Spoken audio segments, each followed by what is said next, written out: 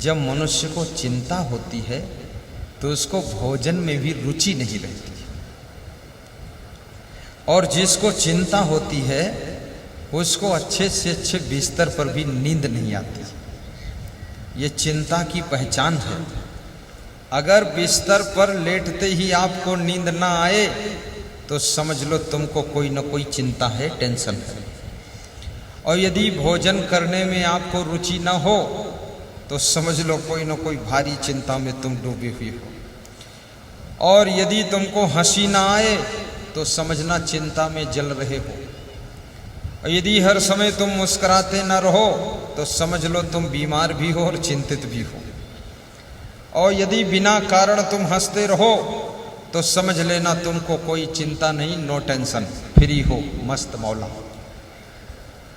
और यदि सब हंसे और फिर भी तुमको हंसी ना आए तो समझ लो तुम भारी चिंता की ज्वाला में जल रहे हो। कई बार ऐसा होता है सभी हंसते हैं लेकिन आप नहीं हंसते हैं, सब ताली बजाते हैं, तुम बैठे रहते हो, क्योंकि कहीं ना कहीं टेंशन में मन पड़ा हुआ है। और चिंता ऐसे है जैसे गेहूं के अंदर लगा हुआ कीड़ा जिसको घुन कहते हैं। घुन नाम मालूम, उसको घुन कहते ना, घुन घुन, झुनझुनू, घुन घुनू। वो घुन वो गेहूं के अंदर ही पैदा होता है, वो अंदर ही अंदर उसको खा जाता है और खाने के बाद छेंद करके बाहर निकल जाता है। ऐसे ये चिंता का घुन तुम्हारे भीतर ही पैदा होगा और भीतर भीतर तुमको खाकर खोखला कर देगा और तुम्हारी जिंदगी बेकार कर देगा। ये चिंता का घुन, चिंता का कीड़ा बहुत खतरनाक है। याद रखना भाइयों बहनों, चिंता करोगे तो जल्दी चिता की तैयारियां हो जाएंगी और चिंता से बचोगे तो बहुत देर में चिता बनाना पड़ेगा। इसलिए चिंता से बच के रहिए। अधिक चिंता करने से शुगर की बीमारी होती है, ज्यादा चिंता करने से बीपी हाई होता है, बहुत ही ज्यादा चिंता करने से लकवा अटैक होता है। आज एक सज्जन मेरे पास आए, बोले हमारे पिताजी को लकवा हो गया, मुझे भी लकवा हो गया, बाप के बाप को लकवा हो गया। तो हमने कहा तुम्हारी घर की भैंस को भी लकवा हो जाएगा, क्योंकि पूरा घर फालतू टेंशन कर रहे हो। रतन टाटा के पास में इतना बड़ा सिस्टम है, इतनी बड़ी कंपनियां हैं, टाटा के ट्रक चल रहे हैं और उनको लकवा नहीं हुआ। इन्होंने एक भैंस पाला है, उसी की टेंशन में लकवा हो गया। इतनी चिंता फालतू, दूसरे परेशान कर रहे हैं, खुद परेशान हो रहे हैं। तादाद से ज्यादा सोचना बीमारी को निमंत्रण देना है। गहरी नींद न सोना स्वास्थ्य को बिगाड़ना है। भूख से ज्यादा भोजन खाना बुद्धि को घटाना है। भूख लगने पर भी ना खाना बीमारी को बुलाना है। 24 घंटे में 2-4 बार ना हंसना, याद रखना हार्ट अटैक को बुलाने की चाबी है ये। प्रसन्न ना रहना बीमार होने की तैयारी है। दुनिया के झमेले हरगिज कम न होंगे, अफसोस बस यही है कि एक रोज हम न होंगे, एक रोज हम न होंगे। ये झमेले कम होने वाले नहीं हैं। तुम्हारे पिताजी के समय भी ये सब झमेला था, पिता के समय भी झमेला था, तुम्हारे पीरियड में भी झमेला है। मनुष्य की जिंदगी में 2 दिन मेला लगता है।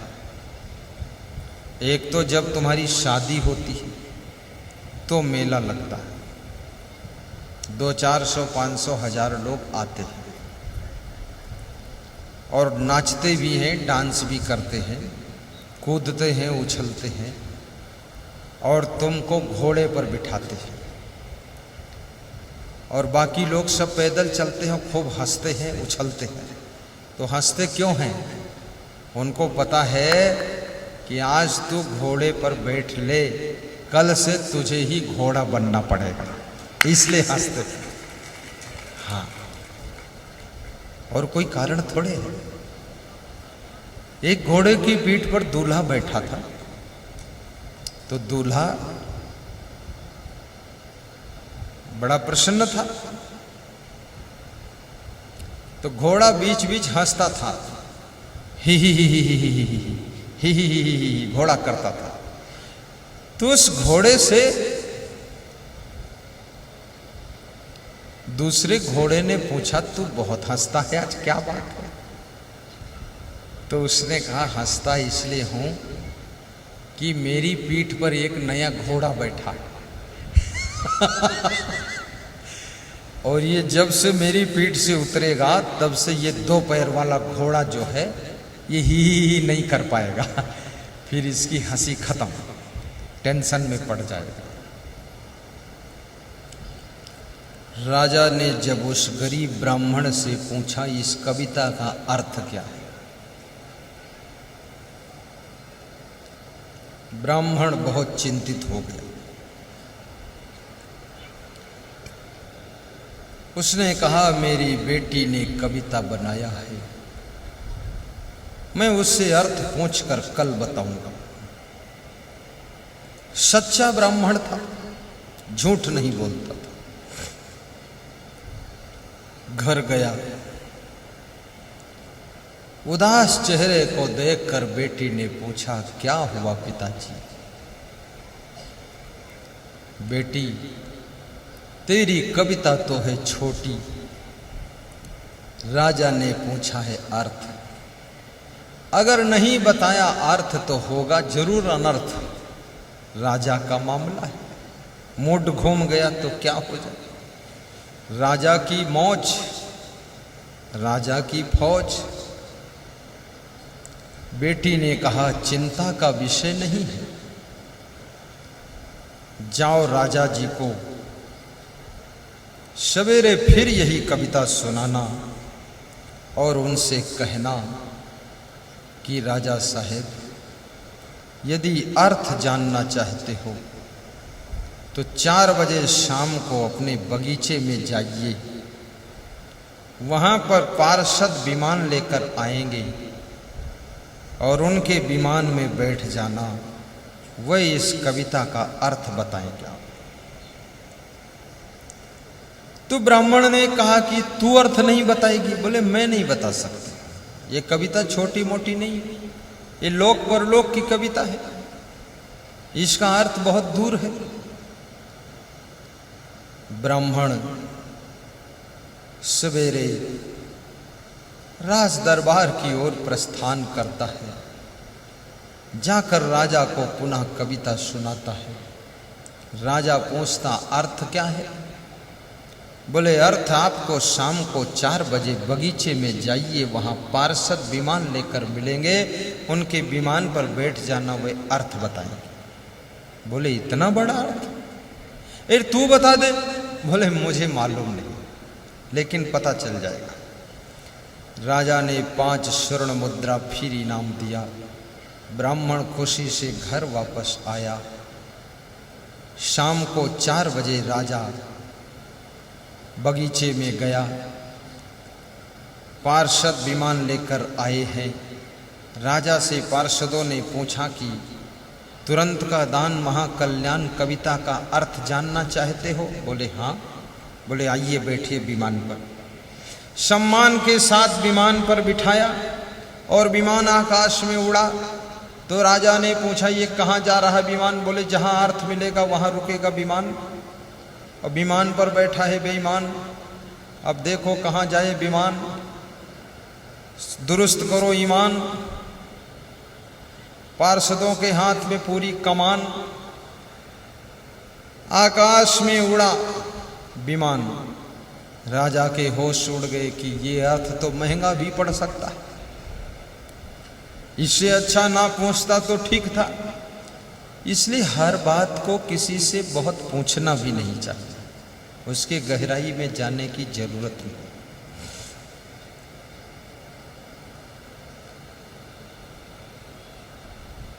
बहुत ऊंचाई पर जाकर के पवित्र स्थान पर विमान उतर गया।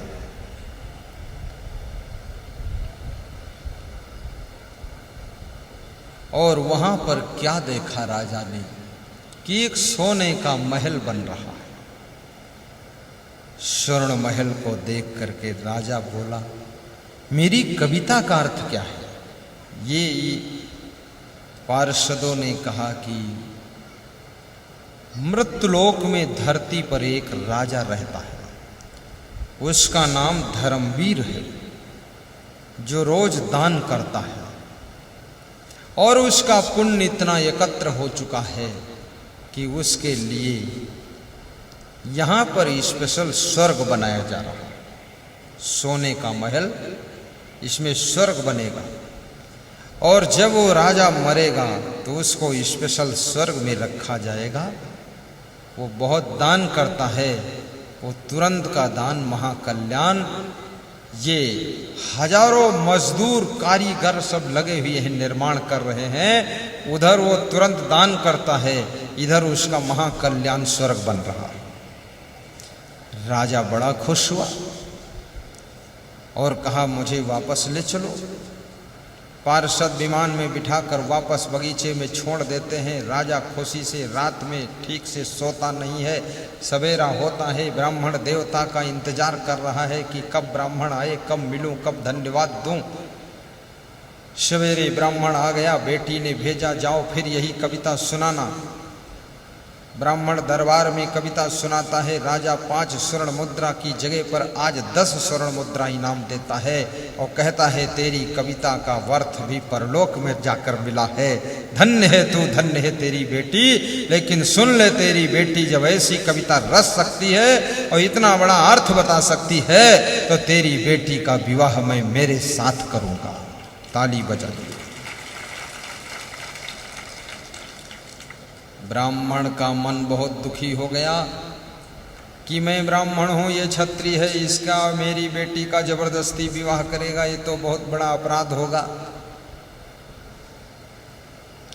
10 स्वर्ण मुद्रा लेकर के घर लौट कर आया, बेटी को बताया हाल। बेटी ने कहा, पिताजी चिंता मत कीजिए, राजा साहेब से अगले दिन जाकर फिर यही कविता सुनाइए और कहिए कि आपकी कविता का अर्थ बदल चुका है, जाइए फिर से देखिए।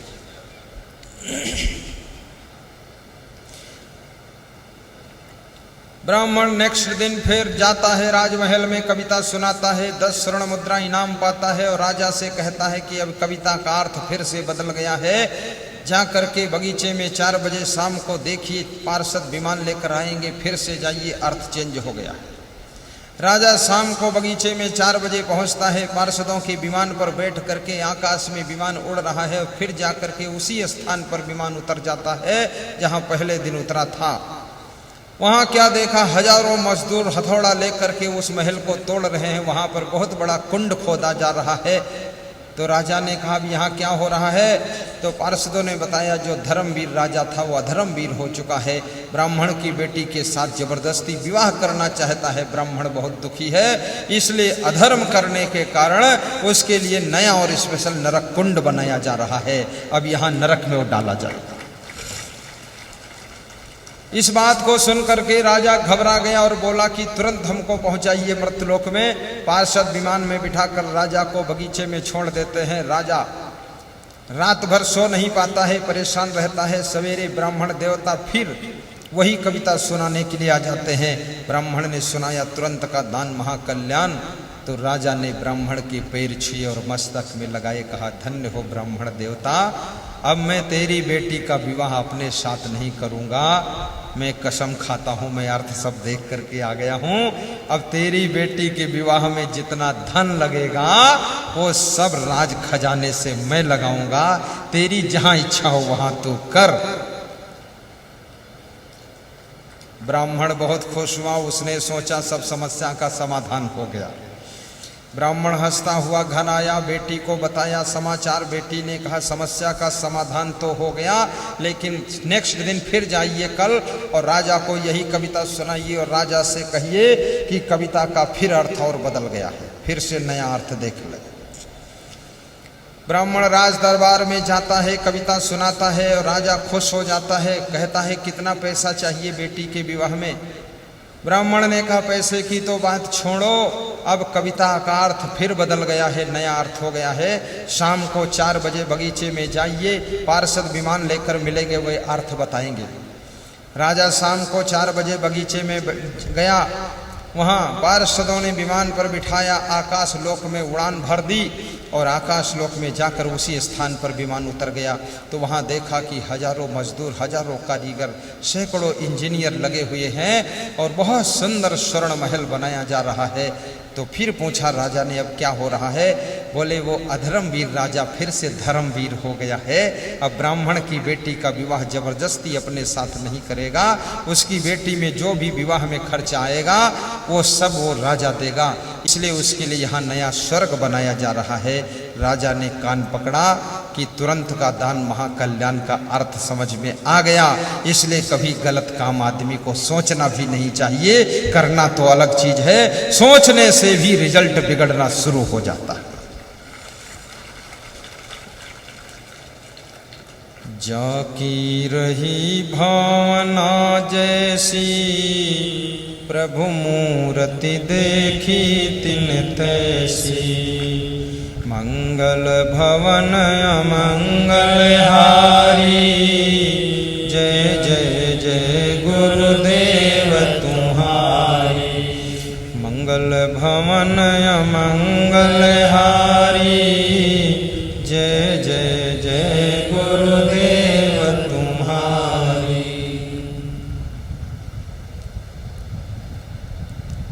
राजा ब्राह्मण की कन्या के विवाह में पूरा धन लगाता है, कन्या के पैर पूजता है। याद रखना, जो भी तुम कर्म करते हो वो कर्म भाग्य का रूप ले लेता है। भाग्य आकाश से नहीं टपकता है, भाग्य की खेती कर्म की भूमि पर होती है। कर्म बिगड़ गए तो भाग्य बिगड़ जाएगा, कर्म सुधर गए तो भाग्य सुधर जाएगा। किसी के भाग्य को भगवान भी नहीं बनाता है, न तुम्हारे भाग्य को माता पिता बना सकते हैं। याद रखना मेरे भाइयों बहनों, ये भाग्य तुम्हारे हाथों से ही बनता है और बिगड़ता है। कर्म करने में तुम स्वतंत्र हो। 5 चीजों से भाग्य बनता है। आज आपको स्पष्ट बता देना चाहता हूं। बहुत से लोग भगवान को दोष देते हैं और कहते हैं कि भगवान ने मेरा भाग्य बिगाड़ दिया, पर ऐसी बात नहीं है। भगवान किसी के भाग्य को न बिगाड़ता है, न किसी के भाग्य को बनाता है। ये भगवान भेदभाव नहीं करता है। भगवान ने भाग्य बनाने के लिए तुमको कर्म करने की शक्ति दिया है, सोचने के लिए तुमको बुद्धि दिया है, चलने के लिए पैर दिया है। अब इन पैरों से चलकर कहाँ जाना है ये तुम्हारा निर्णय है। इन हाथों से क्या कर्म करना है ये तुम्हारा डिसीजन है। इस मुंह से क्या बोलना है ये तुम्हारा खेल है। इन आँखों से क्या देखना है ये तुम्हारा संकल्प है। और इन कानों से क्या सुनना है ये तुम्हारी सोच है। और इस बुद्धि से क्या डिसीजन लेना है ये आपका ही खेल है। और आप अगर इस बात को समझ गए तो आप सौभाग्यशाली बन सकते हो। मनुष्य का प्रथम भाग्य उसके चरित्र से बनता है। यदि आप में ईमानदारी है, सुंदर चरित्र है, आपका मन आपके बस में है, धन को देख करके लालच नहीं आता है। आज राजनीति में काम करने वालों को देखिए, जो मुख्यमंत्री थे वो जेल में है। क्यों? चरित्र सही नहीं है, लालच बहुत है, अरबों खरबों धन है, फिर भी लूट फातिया चालू है, कंट्रोल नहीं है। तो जो सबको जेल पहुंचाते थे वो खुद जेल में पहुंचे बैठे, अब बाप बेटे दोनों जेल में।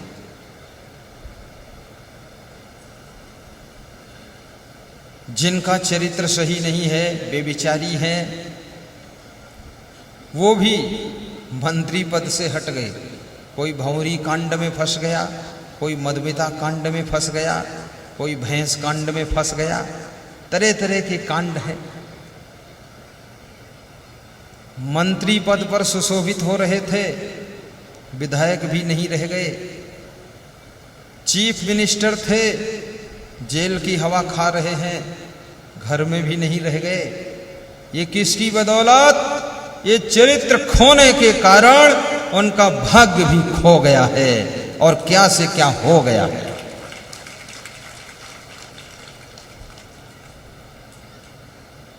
इसलिए याद रखना, धन खो जाए कोई चिंता की बात नहीं है, कल कमा लोगे। और स्वास्थ्य खो जाए तो व्यायाम करके वापस फिर प्राप्त कर लोगे। लेकिन चरित्र अगर खो गया है तो ये किसी तरह वापस मिलने वाला नहीं है। इसलिए चरित्र को बचा कर रखना चाहिए।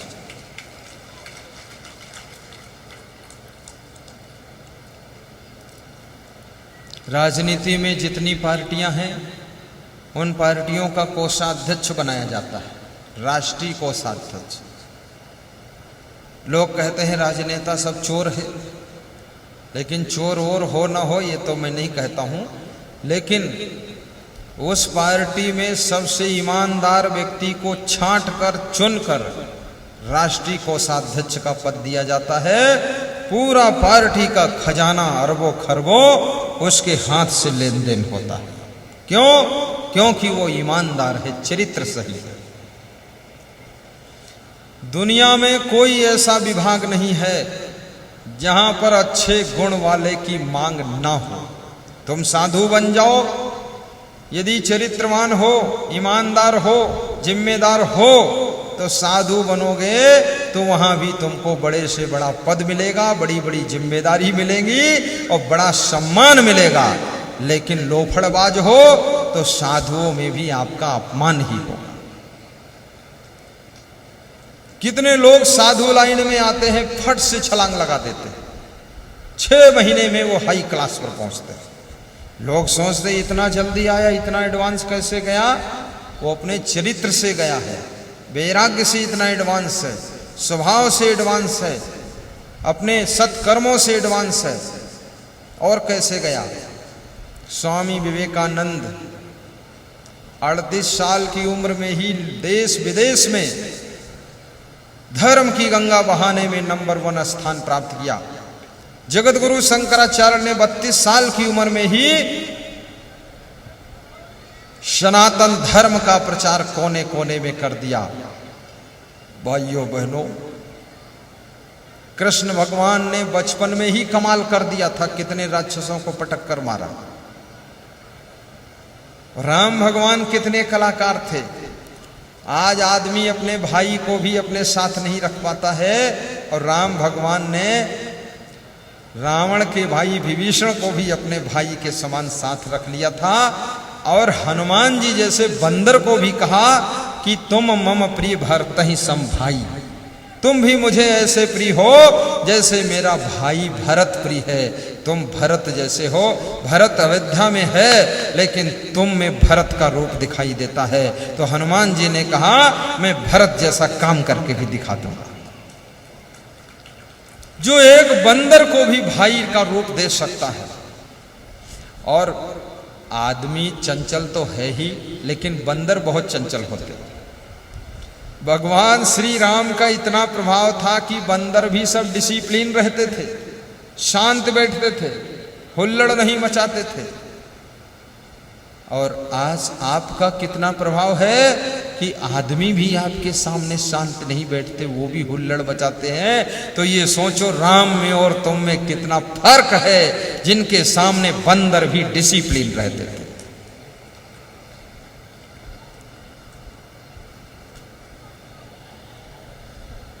रघुपति कीन्ही बहुत बड़ाई, तुम मम प्रिय भरतहि सम भाई, तुम मम प्रिय भरतहि सम भाई। राम ने हनुमान की बहुत बड़ाई किया। अच्छा करने वालों की बड़ाई करना ही चाहिए, और बहुत बड़ाई करना चाहिए। प्रशंसा प्रशंसा अच्छा करने की प्रेरणा देती है। झूठी प्रशंसा व्यर्थ होती है। निंदा मनोबल को डाउन करती है। सच्ची निंदा आदमी को चोट पहुंचाकर सुधारती है।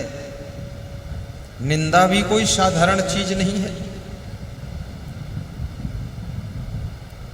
बहुत बड़ी चीज है निंदा।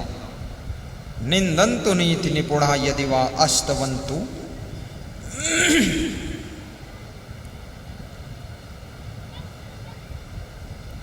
कभी कभी अपने पिताजी की भी प्रशंसा किया करो। आप एक बात सोचो, आप बाजार में कपड़ा खरीदने जाते हो, कपड़ा बेचने वाला कहता है ये 150 रुपये मीटर कपड़ा है, लेकिन आप गुरु जी के लिए ले जा रहे हो तो आपको 25 रुपये मीटर पर छोड़ रहा हूं, 125 में दे दूंगा। तो तुम उसको धन्यवाद देते हो कि 25 रुपये मीटर पर छोड़ा है, आपको बहुत बहुत धन्यवाद। किसी दुकान पर तुम सब्जी खरीदते हो और वो मुट्ठी भर मिर्चा तुमको फ्री दे देता है, थोड़ी धनिया फ्री दे देता, पत्ती धनिया की, तुम कहते हो बहुत बहुत धन्यवाद आपको। लेकिन आपने कभी ये विचार किया है, आपके पिताजी ने आपको 50 एकड़ जमीन फ्री दिया है, आपको जन्म भी फ्री दिया है, धन भी फ्री दिया है, मकान भी फ्री दिया है, गाड़ी लाड़ी बाड़ी साड़ी खेती बाड़ी सब फ्री दिया है। क्या उनको कभी तुमने धन्यवाद दिया है? कभी नहीं धन्यवाद दिया है, बल्कि उनसे वाद विवाद किया है। ये 2 रुपये के लिए धन्यवाद देते हो, और तुम्हारे बाप ने सब कुछ दिया, उनको कभी धन्यवाद नहीं। पत्नी को चाहिए कि अपने पति को भी कभी कभी धन्यवाद देते कि धन्य हो आप, मिलिट्री में नौकरी करते हो, बॉर्डर पर युद्ध होता है, कभी गोली लग जाए तो आपकी जान जोखिम में है, फिर भी वहाँ परिवार के लिए पैसे कमा कर लाते हो, धन्य हो पति देव। पुलिस में नौकरी करते हो, धूल में धूप में चौराहे पर बरसात में खड़े रहते हो, कोई गाड़ी ऊपर चढ़ा दे चोट लग जाए क्या हो, चोरों के पीछे बदमाशों के पीछे रात दिन भागते हो, वेतन मिलता है 20,000 30,000, वो लाकर घर में देते हो, धन्य हो पति देव। ऐसा कितनी स्त्रियां अपने पति को धन्यवाद देती हैं। अपने खेत में तुम काम करते हो, दिन भर धूप में, ईंट भट्ठा में आग डालते हो, जलाते हो धूप में धूल में, अपने पति को कभी कभी धन्यवाद दे दिया करो। कितनी स्त्रियां तो जब पति आता है घर को तो ऐसा मुंह बनाती हैं गुस्सा में, बड़ी बड़ी आंखें और क्रोध, पति देख करके कनक भूधराकार शरीरा घबरा जाता है कि चंडिका अवतार बैठी है, कुछ बोलना ठीक नहीं।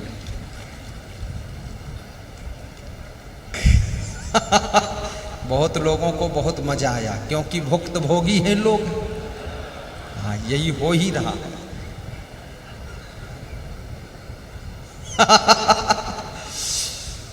मध्य प्रदेश में रतलाम जिले में मेरा प्रवचन था, तो एक स्त्री आई अपने बच्चों के साथ। उसने कहा, मेरे पति जी मंच संचालन करते हैं आपके प्रवचन में और टीचर भी हैं, पर मुझसे बोलते ही नहीं है, कुछ भी नहीं बोलते हैं। हमने कहा, कितने साल से नहीं बोलते हैं?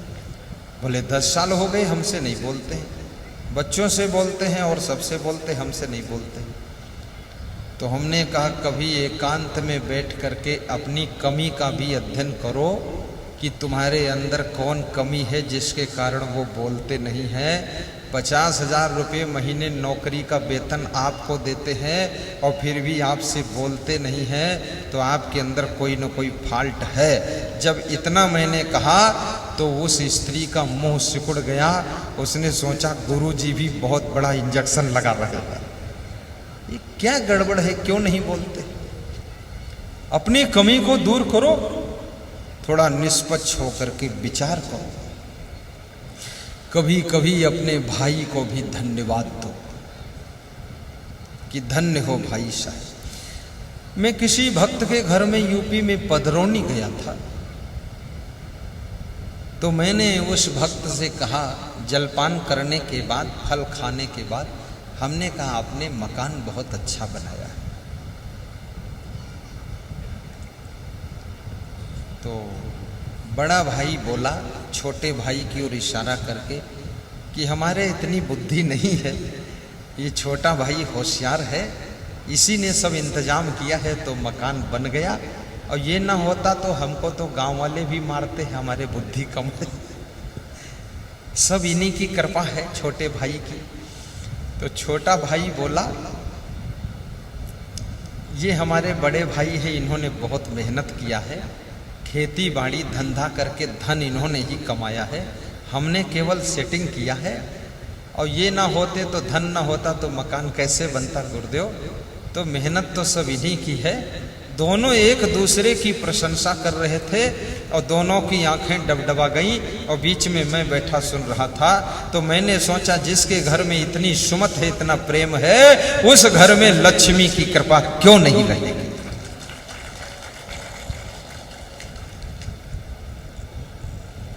भाइयों में भी एक दूसरे की प्रशंसा भी कीजिए। और कभी कभी आपका बेटा यदि गुणवान है, विकास कर रहा है, तो अपने बेटे को भी धन्यवाद दो। बेटा होने से कोई छोटा नहीं होता है, कभी कभी बाप से भी अधिक बुद्धिमान बेटा होता है, और बेटे का कमाल ही चमत्कार करता है। लेकिन बाप को बाप होने का अहंकार रहता है कि मैं बाप हूं, तो कौन कहता है तुम बाप नहीं हो? बाप तो हो। मूर्तिकार मूर्ति को बनाता है, लेकिन पूजा मूर्तिकार की नहीं होती है, पूजा मूर्ति की ही होती है। बाप ने बेटे को पैदा जरूर किया है, लेकिन बेटा ने अगर चमत्कार किया है तो धन्यवाद बेटे को ही मिलना चाहिए, बाप को इसकी चिंता नहीं करना चाहिए। बेटे को भी धन्यवाद दीजिए। कभी कभी अपनी बहुओं को भी धन्यवाद दो। आपकी बहुएं भी कितने घरों में लाड़ी बहुत होशियार है, और जो तुम्हारे घर में बुद्धिमान हो, ईमानदार हो, जिम्मेदार हो, समझदार हो, वफादार हो, उसको घर का मालिक भी बनाइए, अगुआ बनाइए, उसके हाथ में कमान भी दीजिए। जब तक बुद्धिमान के हाथ में कमान नहीं होगी, तब तक घर का विकास नहीं हो सकता है। आश्रम में भी जब तक बुद्धिमान व्यक्ति आश्रम का जिम्मेदार नहीं बनेगा, आश्रम कबाड़ खाना हो जाएगा।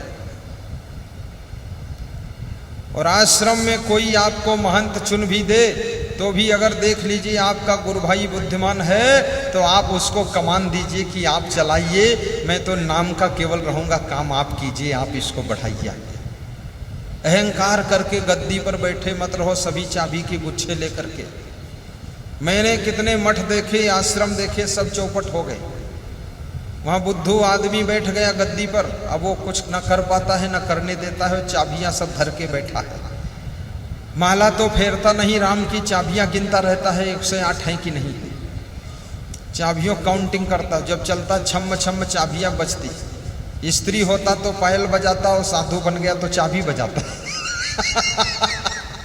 क्या नाटक बना रहा फालतू। अधिकारों को बांटिए भी, सारे अधिकार अपनी मुट्ठी में लेकर मत बैठिए, अन्यथा तुम्हारे साथ में जो बुद्धिमान लोग हैं वह कार्य नहीं कर पाएंगे तो आपका पूरी टीम का विकास रुक जाएगा। इसलिए अधिकारों का डिवाइडेशन भी करना चाहिए, जिम्मेदारियों का भी बंटवारा करना चाहिए और अपनी अपनी जिम्मेदारी को हंसते हंसते निभाना चाहिए, ईमानदारी के साथ में और परमानेंट निभाना चाहिए। ऐसा नहीं 10 दिन जिम्मेदारी निभा दिया और 11वें दिन छोड़ दिया। ईमानदार आदमी तब सफल है जब जिम्मेदार भी हो। 1 लाख रुपए आपको बैग दिया गया कि इसको संभालिए, तुम ईमानदार हो, चोरी नहीं करोगे, मालूम है, लेकिन अगर जिम्मेदारी का गुण नहीं है तो तुम बैग यहीं भूल कर चले जाओगे और जब बैग देने वाला बैग मांगेगा घर में तो कहोगे वहां सत्संग में भूल के आ गए। तो जिम्मेदारी नहीं निभा सकते हो तो ईमानदारी के कारण तुमको बहुत बड़ा पद नहीं मिल सकता है। जिम्मेदारी की जान ईमानदारी है और ईमानदारी का प्राण जिम्मेदारी है। जिम्मेदारी भी निभाना सीखो और ईमानदारी से निभाना सीखो, वफादारी भी होना चाहिए। ब्राह्मण निश्चिंत हो जाता है, राजा भी सुखी है, कर्मों का लेखा जोखा